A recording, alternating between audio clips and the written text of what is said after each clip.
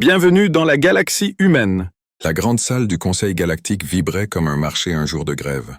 Du bruit, des cris, des accusations qui fusaient dans tous les sens. Les représentants de 7 civilisations majeures se prenaient la tête pendant que, au-dessus d'eux, des hologrammes balançaient, des symboles rouges qui clignotaient, sans pitié sur une carte stellaire.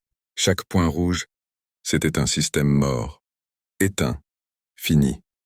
3 colonies frontalières avaient disparu en 3 mois, avalées comme de simples amuse-bouches, et personne n'était foutu de se mettre d'accord. Dans la petite galerie d'observation réservée aux humains, l'amiral Dani Ortega regardait ce cirque avec des yeux fatigués. 43 ans que l'humanité faisait partie du Conseil. Et pourtant, on les traitait toujours comme des gamins invités à une table d'adultes. Pour les autres espèces, la Terre, c'était juste une planète banale autour d'une étoile jaune sans intérêt. Rien de spécial, rien qui mérite qu'on s'inquiète. À côté de lui, le lieutenant-commandant Lizari se pencha et lui glissa une tablette de données. Les rapports étaient pires que ce que le Conseil admettait publiquement. Le SAM des Vart avançait plus vite que prévu, beaucoup plus vite. À ce rythme-là, dans 18 mois, « Ils sont dans les systèmes centraux », murmura-t-elle. « Ils parlent depuis 6 heures. » « Ils feront rien. » Dani hocha la tête sans répondre. Il continuait d'observer. Sur le plancher central, le haut orateur Veltus de la Fédération Ktari leva ses avant-bras bleutés pour réclamer le calme. Une espèce ancienne, fière, qui explorait les étoiles quand l'humanité galérait encore à faire du feu. « Nous devons établir un périmètre défensif, annonça-t-il. Replier nos forces, protéger nos systèmes clés, et laisser les Vart s'épuiser dans le vide. » Le représentant Sildre, une créature ressemblant à un cristal ambulant, cliqueta de désaccord. La pression économique est la solution. On coupe les ressources. On les affame. Un rire grave éclata du côté des Draxen, des mastodontes reptiliens bardés d'armure naturelle. Affamer un essaim qui bouffe des planètes? Sérieusement? Grogna leur ambassadeur. On se replie, on fortifie, on accepte les pertes. Et ça continua comme ça. Les uns voulaient négocier, les autres parlaient d'armes capables de raser des systèmes entiers. Certains observaient en silence. 7 heures de blabla pendant que, quelque part entre les étoiles, des milliers de vies s'éteignaient. Enfin, un vote. Résultat, un comité de défense conjoint. 6 mois pour s'organiser, 3 pour mobiliser. Autant dire trop tard. Dani se leva. Le geste était simple, mais il attira l'attention. Il s'avança, appuya sur le bouton de demande de parole. Un carillon doux résonna. La parole est accordée à la délégation humaine, dit Veltus, un sourire amusé au coin des lèvres. La voix de Dani était calme, posée. L'humanité a suivi ces débats avec intérêt, mais nous ne pouvons pas attendre 9 mois pendant que nos colonies brûlent. Alors, nous gérerons le problème des Vart nous-mêmes. Nous demandons juste qu'on ne nous mette pas de bâton dans les roues. Silence. Puis des rires, des moqueries. Avec quoi? Une poignée de vaisseaux? Rydla und Draxen. Vous allez leur lancer des cailloux? Dani ne répondit pas. Il se contenta de hocher la tête et de partir. Et sans le savoir, toute la galaxie venait d'assister au moment exact où l'histoire changeait de direction. 1 heure. C'est tout ce qu'il fallut après le départ de l'amiral Ortega pour que quelque chose cloche sérieusement. Dans les quartiers privés du haut orateur Veltus, les rapports commencèrent à tomber, les uns après les autres. Courts, froids, inquiétants. Les canaux de communication humains venaient de passer au noir complet. Plus de bavardage diplomatique, plus d'échanges commerciaux en clair, plus rien. Juste du silence, un silence lourd, organisé, presque agressif. Des signaux cryptés rebondissaient entre la Terre, la Lune, Mars et une douzaine d'installations humaines, jusque-là considérées comme secondaires. Des chantiers spatiaux, officiellement à l'arrêt depuis des années, rallumaient leurs moteurs. Des vaisseaux catalogués comme désarmés ou obsolètes quittaient leurs docks comme s'ils n'avaient jamais dormi. Chez les Siluriens, les réseaux marchands s'affolèrent. Trop de mouvements, trop de flux détournés. Des cargaisons soi-disant agricoles qui disparaissaient des registres.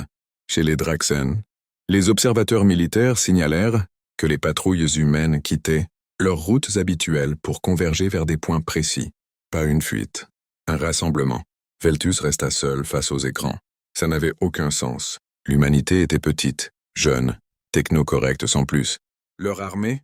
Une blague à l'échelle galactique. Du moins selon tous les rapports officiels. Et pourtant, toutes les agences de renseignement sérieuses commençaient à paniquer, pas à cause de ce qu'elles voyaient, mais à cause de ce qu'elles ne voyaient plus. Veltus fit ce que peu de dirigeants faisaient encore. Il étudia l'histoire. La vraie. Guerre mondiale. Guerre froide. Conflit interne sans fin. Des espèces entières se seraient autodétruites avec un tel CV. Pas les humains. Eux, ils frôlaient l'extinction encore et encore. Puis ils revenaient. Plus durs, plus inventifs, plus dangereux.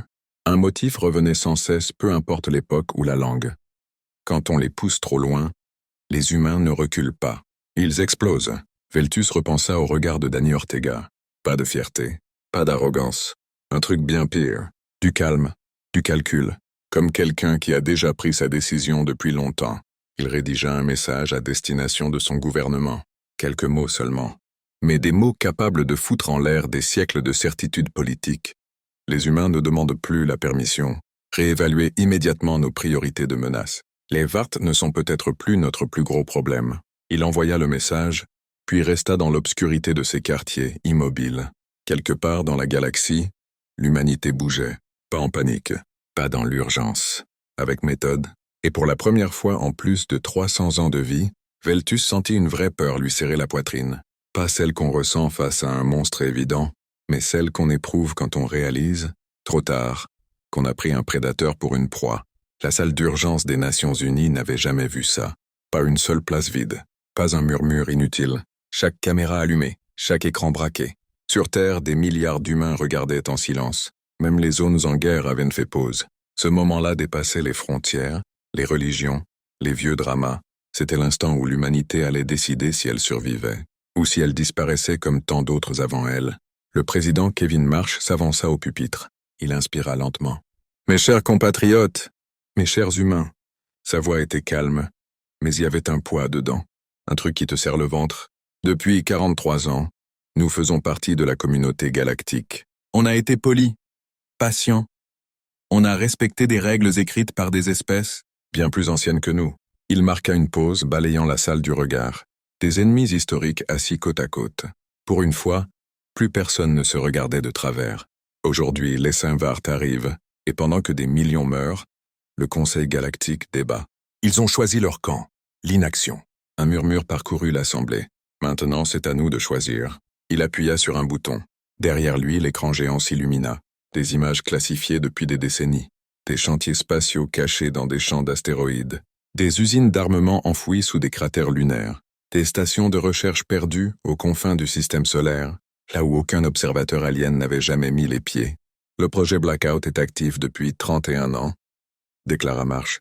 Chaque nation ici présente y a contribué. Chaque mineur, chaque ingénieur, chaque ouvrier a participé, sans le savoir. La salle explosa en chuchotements. Certains visages blêmirent. D'autres hochèrent la tête, comme s'ils avaient toujours su. On a construit tout ça en secret parce qu'on savait. On savait qu'un jour la galaxie nous lâcherait. Et ce jour est arrivé. Le vote fut rapide. 12 minutes. On record. Pour la première fois de l'histoire humaine, toutes les armées de la Terre passaient sous un commandement unique. La Terran Defense Initiative venait de naître. 6 heures plus tard, la commandante Samantha Cole arriva au chantier lunaire. Elle avait 15 ans de patrouille derrière elle, mais ce qu'elle vit lui coupa le souffle. Des dizaines de vaisseaux de guerre, certains officiellement démantelés depuis des années, d'autres totalement inconnus. Des fantômes d'acier construits dans l'ombre. Comment on a caché tout ça? Souffla son second, Ben Howard. Samantha esquissa un sourire fatigué. Parce que quand il faut vraiment mentir, les humains deviennent des artistes. Elle fixa le plus gros vaisseau au centre de la formation. Le Resolute, pas élégant, pas beau, juste brutal. Conçu pour une seule chose, tuer et survivre. Sur Mars, les réservistes recevaient leurs ordres. Des hommes et des femmes embrassaient leurs familles et remettaient l'uniforme. Dans la ceinture d'astéroïdes, les mines changeaient discrètement de production. Sur Terre, les gens allaient bosser, les enfants allaient à l'école. La vie continuait, mais tout le monde savait, quelque chose d'énorme venait de se mettre en marche. Et cette fois, l'humanité n'allait pas attendre qu'on lui dise quoi faire. Pendant que la flotte se préparait au grand fracas, une autre guerre commençait, silencieuse, invisible, sale. À des kilomètres sous les Rocheuses, l'officier du renseignement, Greg Patterson observait ses écrans comme un chef d'orchestre devant une symphonie du chaos. Des flux de données défilaient à toute vitesse. Des réseaux aliens, des canaux commerciaux, des relais diplomatiques. Tout était branché, tout était à portée de main. On y est, lâcha-t-il calmement. Activez tous les pions. Depuis des années, l'humanité avait placé des oreilles partout. Des marchands humains trop bavards, des diplomates souriants, des touristes soi-disant naïfs. Toujours au bon endroit au bon moment. La galaxie adorait parler. Les humains, eux, savaient écouter. Et maintenant, ils mentaient. Des rapports bidons inondèrent les services de renseignement extraterrestres. Chez les Silérins, on apprit que la Terre construisait une gigantesque muraille, défensive autour de son système. Chez les Draxen, des fuites suggéraient que l'humanité négociait une reddition partielle avec les Vart. Les Gdari interceptèrent des messages parlant de pannes mécaniques massives dans la flotte humaine. Rien de tout ça n'était vrai. Tout le monde y crut. Greg sourit. La galaxie avait toujours sous-estimé les humains. Technologie brute, oui. Jeune espèce aussi. Donc forcément stupide, selon eux. Personne n'avait envisagé qu'ils jouaient sur le long terme. Très long terme. Pendant ce temps, les pièces se mettaient en place. Les transports acheminaient soldats et matériel vers des zones de regroupement. Les porte-vaisseaux chargeaient chasseurs et drones d'attaque. Les bâtiments de soutien stockaient médicaments. Munitions et rations pour une campagne qui pouvait durer des mois, voire des années. À bord du Resolute, la commandante Cole tenait son premier briefing. Les officiers supérieurs l'écoutaient en silence, les mâchoires serrées. Les Samvart fonctionnent comme une ruche, expliqua-t-elle en affichant une carte holographique. Un esprit central. Tout est connecté. Elle marqua plusieurs systèmes lumineux. Voici leur zone de reproduction, leur ligne logistique. Et ici, le cœur, là où on pense que se trouve l'Overmind. Ben Howard leva la main. Donc notre mission, c'est de détruire l'Overmind? Samantha secoua la tête. Non. Notre mission, c'est de détruire les Vart. Tous. L'Overmind, c'est juste la dernière étape. Un silence pesant tomba. Ce n'était pas une campagne défensive. Ce n'était pas une frappe limitée. C'était une chasse à l'extinction. La galaxie pense qu'on est faible, reprit Samantha. Qu'on est inconscient. Laissez-les croire ce qu'ils veulent. Quand tout ça sera fini, ils comprendront ce que l'humanité peut faire quand elle arrête d'être polie. 3 jours plus tard, la flotte quitta la Lune. 47 vaisseaux de guerre, 200 bâtiments de soutien, plus de 60 000 soldats. Sur Terre, la vie suivait son cours, mais chaque nuit, des milliards d'yeux se levaient vers les étoiles, et quelque part, loin dans l'obscurité, quelque chose d'ancien et d'affamé allait enfin rencontrer un ennemi qui ne comptait pas fuir. Le premier contact n'eut rien d'héroïque, pas de discours, pas de musique dramatique, juste un signal d'alerte brutal qui arracha tout le monde à sa routine. Contact Vart confirmé. Distance. 3 unités astronomiques. Trajectoire hostile. Sur le pont du Resolute, la lumière passa au rouge. Les officiers prirent place sans paniquer. Trop calme, même. L'entraînement parlait pour eux. Des années à se préparer à ce moment précis. Montrez-moi la gueule du monstre, lança Samantha Cole. L'hologramme se matérialisa. Un amas organique de vaisseaux, asymétrique, vivant presque. Des coques sombres parcourues de pulsations lumineuses, comme des veines. Rien de symétrique, rien de propre. Une flotte qui ressemblait plus à une infection qu'à une armée. Ils sont moins nombreux que prévu, nota Ben Howard. Normal, répondit Samantha. Ils testent. Les Vart testent toujours. La flotte humaine ne bougea pas. Pas un virage, pas un tir. Chez les Vart, ce calme fut interprété comme une hésitation, une faiblesse. Des éclaireurs se détachèrent du groupe principal, fonçant droit vers les lignes humaines. Laissez-les approcher, ordonna Samantha. À une distance que n'importe quelle autre espèce aurait jugée suicidaire, elle leva la main. Feu. Le vide explosa. Les canons cinétiques du Resolute crachèrent des projectiles à une vitesse obscène. Pas d'énergie flashy, pas de lasers élégants, juste de la masse, de la vitesse et une violence pure. Les éclaireurs Vart furent pulvérisés avant même de comprendre ce qui se passait. Un battement de silence, puis la riposte. Des nuées de projectiles organiques jaillirent de la flotte. Certains explosaient, d'autres s'accrochaient aux boucliers, humains en hurlant dans des fréquences, qui donnaient la chair de poule. Bouclier à 82%, annonça une voix. Déployez les drones Aegis. Des centaines de petites silhouettes métalliques s'éparpillèrent autour de la flotte humaine, interceptant les projectiles ennemis, se sacrifiant sans hésitation. Chaque explosion était calculée, froidement. C'est trop propre, murmura Ben. Il recule. Effectivement, les 5 commençaient à se disperser. Pas en fuite, en adaptation. Samantha fronça les sourcils. Ils apprennent. Elle activa un canal sécurisé. Phase 2, maintenant. Des vaisseaux humains jusque-là silencieux changèrent de position.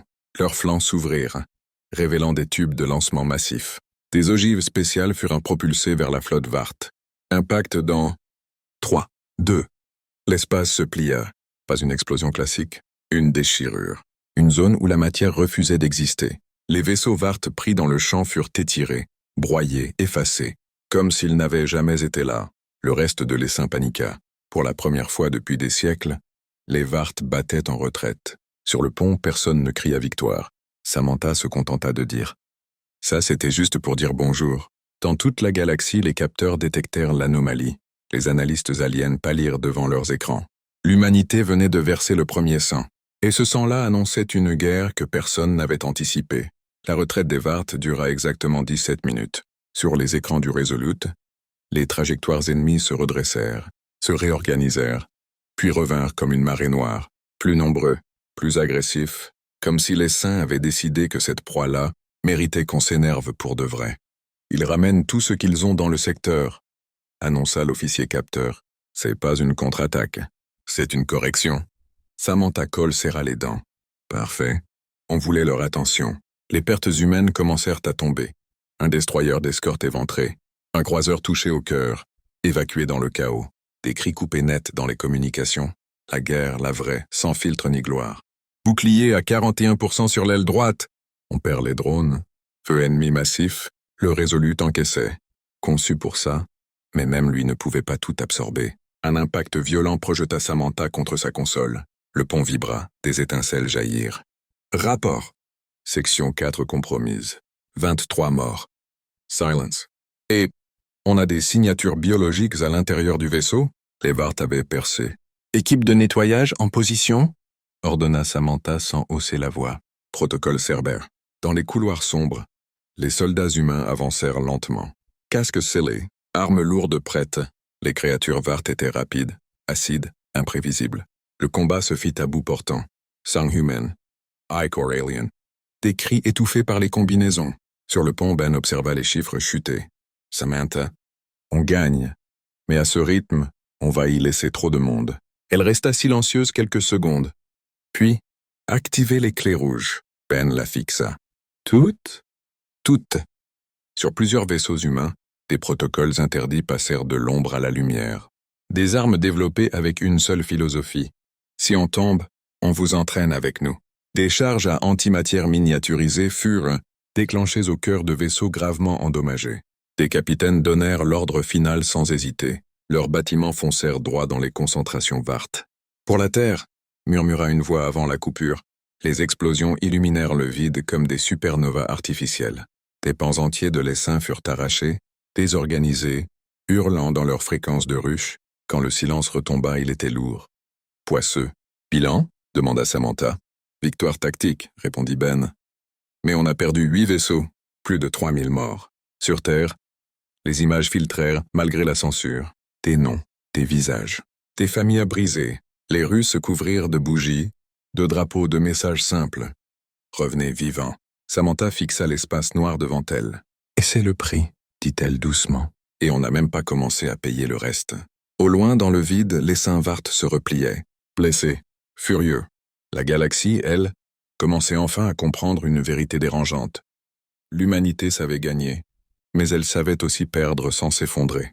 La nouvelle se répandit plus vite que n'importe quelle flotte. Pas via les canaux officiels, pas par les communiqués du Conseil, mais par les fuites, les images floues, les données impossibles à cacher. Une bataille majeure, des pertes humaines lourdes, et surtout, une retraite Vart. Dans les mondes centraux, les analystes refaisaient les calculs encore et encore. Les chiffres ne collaient pas. Selon tous les modèles, la flotte humaine aurait dû être écrasée en moins de 2 heures. Or non seulement elle tenait encore, mais elle avait forcé les Saints à reculer. Chez les Draxen, les généraux se renfermèrent dans leur salle de guerre. Des guerriers nés, élevés pour le combat, qui commençaient à réaliser une chose inconfortable. Les humains se battaient comme eux, mais avec une patience glaciale en plus. Ils sacrifient volontairement leur propre vaisseau. Grogna un officier Draxen. C'est de la folie. Non, répondit son supérieur après un long silence. C'est de la détermination. Sur le monde cristal des Sylrains, les marchés paniquèrent. Les routes commerciales passant près des zones VART furent immédiatement fermées. Les assurances galactiques explosèrent. Tout le monde comprit la même chose. Si les humains perdaient, la galaxie brûlerait. S'ils gagnaient, plus rien ne serait comme avant. Au Conseil galactique, Veltus écoutait les débats avec un goût amer. Cette fois, ce n'était plus des théories, c'était des faits. Les représentants parlaient moins fort. Certains évitaient même son regard. Nous devons soutenir l'humanité, proposa timidement une délégation mineure. Partager nos ressources, nos renseignements, le Drax Enricana. Maintenant, quand ils ont déjà payé le prix du sang, Veltus se leva lentement. Nous avons fait une erreur historique. Nous avons confondu jeunesse et faiblesse. Un silence gêné s'installa. Les humains n'ont pas la flotte la plus ancienne, ni la technologie la plus élégante, mais ils ont quelque chose que nous avons perdu depuis longtemps. La capacité de se battre quand tout semble foutu. Personne ne répondit. Pendant ce temps, à bord du Resolute, l'ambiance était lourde. Les équipes médicales travaillaient sans pause. Des blessés partout, des couchettes vides, des noms rayés des registres. Samantha Cole passa dans les couloirs, parlant peu, posant une main sur une épaule ici, hochant la tête là. Pas de grands discours. Les soldats n'en avaient pas besoin. Ils savaient pourquoi ils étaient là. Ben la rejoignit près de la baie d'observation. Les capteurs longue portée montrent des mouvements inhabituels, dit-il. Des flottes qui changent de cap. Pas vers nous, mais pas loin non plus. Samantha comprit. Ils observent. Ouais. Et certains se demandent peut-être de quel côté ils veulent être quand tout ça va exploser. Elle regarda les étoiles. Alors on va leur donner un spectacle qu'ils n'oublieront pas. Dans le vide, les saints Vart se reformaient. Plus dense. Plus sombre. Une colère collective qui montait. Deux forces s'adaptaient en même temps. Et pour la première fois depuis le début de la guerre, la galaxie entière retenait son souffle, se demandant si elle avait parié sur le bon camp. Les données finirent par converger. Pas grâce aux capteurs, pas grâce aux sondes, mais à cause d'une erreur Vart. Les Sims avaient commencé à se rassembler autour d'un point fixe trop longtemps. Une zone morte, sans valeur stratégique apparente. Pas de planète riche, pas de station. Juste du vide. Trop calme pour être honnête. Ils protègent quelque chose, conclut Ben Howard, et ils le font mal. Sur l'écran tactique du Resolute, une sphère sombre pulsa lentement. Une structure organique gigantesque, enfouie dans un nuage de débris et de matière morte. Des milliers de connexions biologiques rayonnaient depuis elle comme des nerfs. Le cœur, murmura Samantha. La ruche centrale. Le silence sur le pont était presque religieux. Si on frappe ça, continua-t-elle, on ne gagne pas une bataille. On décapite les saints, ou on les rend complètement fous, répliqua un officier. Un animal blessé, c'est dangereux. Samantha hocha la tête. Justement. Le plan était simple. Horriblement simple. Une frappe rapide, concentrée, sans possibilité de repli immédiat. Une mission suicide si ça tournait mal. La flotte humaine se divisa. Les vaisseaux les plus endommagés restèrent en arrière. Les plus rapides, les plus lourds, foncèrent droit vers le cœur de la ruche. Les moteurs hurlèrent, pliant l'espace à la limite du supportable. L'essaim réagit instantanément. Des centaines de vaisseaux Vart convergèrent, se jetant littéralement sur la formation humaine. Les communications devinrent un chaos de cris, d'ordres, d'alarmes. « On est repérés !» Fenouris à tribord. « On perd l'escorte. Tenez la ligne !» hurla Samantha. « On n'est pas là pour survivre, on est là pour finir le boulot. » Le Resolute encaissait, avançait mètre par mètre. Les boucliers s'effondraient, les coques fumaient. Dans les couloirs, des incendies, des blessés, des morts. Puis ils furent apportés. Toutes les armes sur le cœur, ordonna Samantha. Maintenant. Les canons tonnèrent. Des ogives pénétrèrent la structure organique. La ruche se mit à vibrer, à hurler dans des fréquences qui firent saigner les oreilles même, à travers les filtres. Quelque chose se brisa. Dans tous les seins, les Vart hésitèrent. Certains s'arrêtèrent net. D'autres s'écrasèrent les uns contre les autres. Des formations entières perdirent toute cohérence. « Ils sont désynchronisés !» cria Ben. « On les a touchés !» Mais le cœur n'était pas mort. Il réagit. Une onde de choc mental traversa le champ de bataille. Des systèmes humains plantèrent. Des soldats tombèrent à genoux, pris de migraines violentes, de visions impossibles. Ils contre-attaquent par l'esprit, stabiliser les interfaces neuronales. Samantha sentit le sang couler de son nez, mais elle resta droite. Encore une salve. Tout ce qu'on a. Le Resolute tira. Une dernière fois. La structure centrale se fissura, se contracta, puis s'effondra sur elle-même dans une implosion silencieuse. Pendant quelques secondes, personne ne respira. Puis, dans tout le secteur, les vaisseaux Vart devinrent erratiques. Certains s'éteignirent, d'autres dérivèrent, sans but. Cœur détruit, annonça Ben d'une voix tremblante. Samantha ferma les yeux. Alors c'est maintenant que ça commence vraiment. Parce qu'un essaim sans esprit n'est pas forcément mort. Parfois, il devient juste incontrôlable. La mort du cœur ne mit pas fin à la guerre. Elle la libéra. Privés de l'Overmind, les Vart cessèrent d'être un essaim, cohérent pour devenir une multitude de bêtes autonomes. Certaines flottes s'éteignirent, leurs vaisseaux dérivant comme des carcasses vides. D'autres, au contraire, devinrent sauvages, sans coordination, sans retenue, attaquant tout ce qui bougeait. Des mondes neutres brûlèrent en quelques jours. Les systèmes qui avaient refusé d'aider l'humanité furent frappés les premiers, pas par stratégie, par instinct. Les Vart frappaient là où ils sentaient la peur, là où les défenses étaient molles, mal préparées, des colonies évacuées à la va-vite, des stations réduites en poussière. On a créé un problème plus gros, murmura Ben en observant la carte galactique constellée de points rouges. Samantha secoua la tête. Non, il était déjà là. Maintenant, tout le monde le voit. Un message d'urgence traversa les canaux du Conseil galactique. Pas codé, pas diplomatique. Un appel à l'aide brute, presque humiliant. Assistance humaine requise immédiatement. Sur Terre, le président Marsh regarda l'écran sans émotion. Ils ont attendu que ça touche leur monde pour comprendre, dit-il. Classique, mais il donna l'ordre. La flotte humaine, amoindrie mais toujours fonctionnelle, se scinda en groupe d'intervention. Des frappes rapides, chirurgicales, les humains ne cherchaient plus à éradiquer l'ennemi d'un coup. Ils nettoyaient, système par système. Méthodiquement. Sur le monde agricole de Pélion, des troupes humaines débarquèrent pour la première fois sur un sol alien. Elles combattirent aux côtés de milices locales terrifiées. Les Vart furent repoussés en moins de 48 heures. Chez les Draxen, une flotte humaine arriva juste à temps pour briser un siège. Les guerriers reptiliens observèrent, stupéfaits, la discipline glaciale de leurs alliés improvisés. « Vous vous battez comme si vous aviez déjà perdu », grogna un commandant Draxen. « On a déjà perdu », répondit un capitaine humain. « C'est pour ça qu'on sait comment gagner. » La perception de l'humanité bascula. Plus personne ne riait.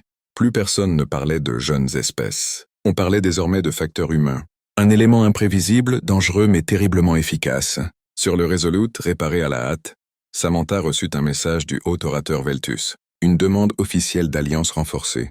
Ressources, accès aux archives anciennes, technologies interdites jusque-là aux humains. Elle lut le message, puis le transmit à la Terre sans commentaire. « On est devenu indispensable », dit Ben. Samantha fixa les étoiles. « Non, on est devenu responsable. » Dans le vide, les derniers grands groupes Vart se repliaient vers des régions inconnues. Blessés, fragmentés, mais pas annihilés. La guerre touchait à sa fin, mais la galaxie, elle, ne serait plus jamais la même. Et quelque part, dans l'ombre, une question commençait à hanter toutes les espèces. Que se passera-t-il le jour où l'humanité décidera de ne plus sauver, mais de dominer? La guerre contre les Vart ne se termina pas par une grande victoire officielle. Pas de cérémonie grandiose. Pas de traité signé dans une salle brillante. Juste la fin des attaques majeures, un silence progressif qui s'installa dans les systèmes autrefois en flammes. Les derniers groupes Vart furent traqués pendant des mois. Certains furent exterminés. D'autres disparurent dans les régions obscures de la galaxie, là où même les capteurs les plus avancés hésitaient à regarder. On ne parla jamais d'extinction totale. La galaxie avait appris une leçon. Mieux valait ne jamais croire un ennemi définitivement mort. Sur Terre, les monuments se multiplièrent. Pas des statues géantes, des murs, des noms gravés. Trop de noms. Des villes entières s'arrêtèrent une minute, parfois une heure, pour se souvenir. L'humanité avait gagné, oui, mais elle n'avait pas oublié le prix. L'amiral Dani Ortega se tenait à nouveau devant le Conseil galactique. La même salle, les mêmes sièges, mais pas la même ambiance. Cette fois, on l'écoutait vraiment. Les regards n'étaient plus condescendants. Ils étaient prudents. Respectueux, certains, franchement inquiets. L'humanité n'a pas demandé cette guerre, dit-il calmement. Mais elle l'a menée jusqu'au bout. Il activa l'hologramme central. Les systèmes reconstruits apparurent. Des routes commerciales sécurisées. Des mondes sauvés in extremis. Nous ne revendiquons aucun territoire. Aucune domination. Nous demandons une seule chose. Que plus jamais une espèce ne soit abandonnée pendant que vous débattez. Un murmure parcourut la salle. Le haut orateur Veltus inclina légèrement la tête. Un geste ancien, réservé aux égaux. La galaxie humaine est née, déclara-t-il. Non pas comme un empire, mais comme une force. Ces mots changèrent tout. l'humanité ne fut plus considérée comme un simple membre du Conseil. Elle devint une référence, une ligne rouge invisible que personne ne voulait franchir. On réécrivit les doctrines militaires, on modifia les stratégies diplomatiques. On ajouta un nouveau paramètre dans chaque simulation. Réponse humaine. Sur le Resolute, désormais amarré en orbite terrestre, Samantha Cole regardait la planète bleue tourner lentement. Ben la rejoignit. « Tu crois qu'ils ont compris ?» demanda-t-il. Elle haussa les épaules. « Compris ? Peut-être pas. Respecté ? Oui. Et c'est déjà énorme. » Au loin, les étoiles brillaient, calmes, indifférentes. Mais quelque part, dans les archives galactiques, une nouvelle ère venait d'être classée. Une ère marquée par une vérité simple, gravée dans l'histoire de l'univers. Ne jamais sous-estimer une espèce capable de se relever après avoir tout perdu. La galaxie avait survécu au Vart, mais elle n'oublierait jamais le jour où l'humanité avait cessé de demander sa place et avait commencé à la prendre.